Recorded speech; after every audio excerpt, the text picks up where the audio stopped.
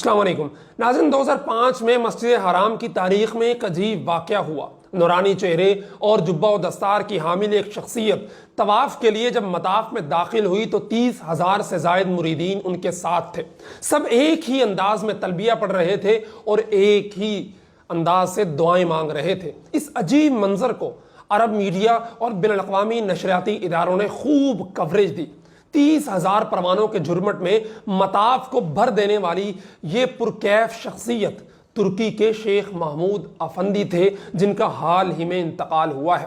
پوری دنیا سے 60 لاکھ مریدین شیخ محمود افندی کے دامن فیض سے منسلک تھے۔ ترک صدر رجب طیب اردگان کو بھی حضرت شیخ کی نسبت حاصل تھی اور صدر رجب طیب اردگان وقتاً فوقتاً اپنے شیخ کی زیارت اور صحبت کے لیے ان کی خدمت میں حاضر ہوتے رہتے تھے۔ اس کے علاوہ شیخ محمود افندی عالم اسلام کی بااثر ترین مسلم شخصیات میں سے ایک تھے۔ شیخ محمود افندی اپنے دولت کدے کی بالکنی میں تشریف لاتے تو ہزاروں چاہنے والے ان کی ایک جھلک کو دیکھنے کے لیے بیتاب کھڑے ہوتے تھے۔ ناظرین، شیخ محمود افندی 1929 میں ترکی کے اوف نامی گاؤں میں ایک دیندار گھرانے میں پیدا ہوئے۔ شیخ نے صرف 6 سال کی عمر میں قرآن مجید حفظ کر کے اپنے والدین کو سنایا اور پھر دینی علوم کی تحصیل میں لگ گئے۔ یہ وہ زمانہ تھا کہ خلافت عثمانیہ کے سقوط کے بعد کمال اتا ترک ترکی سے اسلام کے نقش کہن کو کھرچنے میں مصروف تھا۔ مدارس استبل میں بدل چکے تھے، عربی میں اذان پر پابندی لگ چکی تھی، عربی رسم الخط کی جگہ لاطینی رسم الخط وہ استعمال ہو رہا تھا، عورتوں کے لیے پردہ غیر قانونی تھا اور کسی بھی قسم کی دینی تعلیم پر مکمل پابندی لگا دی گئی تھی۔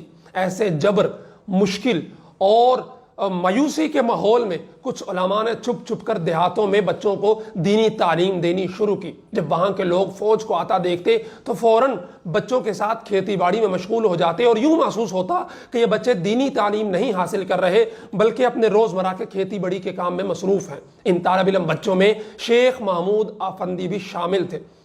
شیخ نے ایسے مشکل حالات میں دینی تعلیم کی تکمیل کی اور بعد ازاں تصوف کے سلسلہ نقشبند کے عظیم داعی اور مصلح کے طور پہ سامنے آئے اور اپنا آپ منوایا۔ ناظرین، شیخ کے حالات میں لکھا ہے کہ استنبول کی ایک جامع مسجد میں 18 برس تک محنت کرتے رہے، لیکن سیکولر آئین کی محافظ فوج کی طرف سے حالات اس قدر کشیدہ تھے اور دیندار طبقے پر خوف کی ایسی فضا طاری تھی کہ کوئی بھی ان کے پیچھے ایک رکعت نماز پڑھنے کے لیے نہیں آتا تھا، مگر ان کی محنت جاری رہی اور پھر وہ وقت آیا کہ ہزاروں لوگ ان کی آواز پر لبیک کہنے لگے اور بعد ازاں یہ ہزاروں لاکھوں اور پھر کروڑوں میں تبدیل ہوئے۔ ناظرین، آپ جانتے ہیں کہ خلافت عثمانیہ کے خاتمے کے بعد ادبی کتب، دینی علوم پر مکمل پابندی تھی۔ شیخ نے تحصیل علم مکمل کرنے کے بعد ایسے حالات میں اپنے طلباء کو انگلیوں کے اشاروں پر صرف و نحو اور اس طرح کے دیگر حج اور نماز کے مسائل ہاتھوں کے اشاروں سے سمجھائے۔ یعنی اللہ تبارک و تعالیٰ نے شیخ افندی کے ہاتھوں پر مکمل دینی نصاب رکھ دیا تھا۔ اس کے علاوہ ترکی زبان میں آپ کی زبردست تفسیر روح الفرقان ایک عظیم ترین علمی کارنامہ ہے۔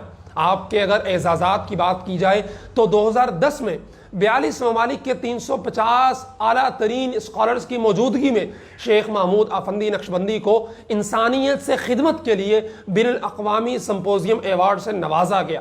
24 اکتوبر 2010 کو انہیں امام محمد بن قاسم النانوتوی ایوارڈ سے نوازا گیا، جو دعوت دین کے میدان میں غیر معمولی کام پر دیا جاتا ہے، اور یہ ایوارڈ بانی دارالعلوم دیوبند حجت الاسلام مولانا قاسم نانوتوی کے نام سے منسوب ہے۔ یہی وجہ ہے کہ پوری دنیا سے کبار علماء کرام وقتاً فوقتاً ان کی زیارت کے لیے ان کے پاس حاضر ہوتے رہتے تھے اور ان کی غیر معمولی دینی خدمات کا اعتراف کرتے ہوئے ان کو خراج تحسین پیش کرتے تھے۔ ناظرین، عالم اسلام کا یہ عظیم داعی، مصلح اور رہنما کروڑوں دلوں کو سوگوار چھوڑ کر 23 جون 2022 کو اس دنیا سے چل بسا۔ ان کے جنازے میں لاکھوں افراد نے شرکت کی۔ رجب طیب اردگان اور ان کے وزیروں مشیروں نے خصوصی طور پر جنازے میں شرکت کی اور ان کو خراج تحسین پیش کرنے کے لیے اعلیٰ ترین انتظامات کروائے۔ ناظرین، ترکی میں اسلامی تعلیمات اور نظریے کے احیاء کا صحرا بلا شبہ شیخ محمود افندی کے سر ہے، جنہوں نے کمال اتا ترک کے نافذ کردہ انتہائی سخت حالات اور سیکولر آئین کی موجودگی میں دعوت دین سے لاکھوں دلوں کو مسخر کر ڈالا۔ آج ترکی میں پھر سے خلافت کی احیا کی بعض گشت سنائی دیتی ہے اور یہ بتلاتی ہے کہ فرد واحد کی محنت سے کیسا انقلاب برپا ہو سکتا ہے۔ اسلامی نظام کے احیا کے لیے مایوسی کی بجائے شیخ محمود افندی جیسے حضرات کی زندگی کو سامنے رکھ کر پھر کام کیا جائے تو وہ دن دور نہیں جب قرۂ ارض پر پھر سے اسلامی خلافت کا نقشہ پورے جاہ و جلال کے ساتھ موجود ہوگا۔ اللہ تبارک و تعالی شیخ محمود افندی کی قبر پر کروڑوں رحمتیں نازل فرمائے۔